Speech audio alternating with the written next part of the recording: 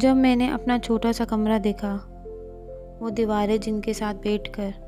میں نے کتنی راتیں روتے گزار دی تھی، وہ چھت جس کے نیچے میں نے غربت، پریشانی اور امید سب کچھ جھیلا تھا، باہر ملک جانے کی خوشی بھی تھی مگر دل میں ایک عجیب سا خوف بھی، کیونکہ یہ صرف سفر نہیں تھا، یہ میری زندگی کی دہلیز تھی۔ میں نے اپنا بیگ اٹھایا، امی کے ہاتھ چومے اور دل نے بس اتنی دعا کی، یا اللہ اب میری زندگی آسان کر دینا۔ جہاز جب رن وے پہ اترا تو سب لوگ خوش تھے، کوئی تصویریں بنا رہا تھا، کوئی واٹس ایپ پہ میسج کر رہا تھا، لیکن میں بس شیشے کے پار اس نئے ملک کی روشنیوں کو دیکھ رہی تھی۔ دل میں ایک ہی جملہ بار بار گونج رہا تھا، عافیہ اب تمہاری اصل آزمائش شروع ہوتی ہے۔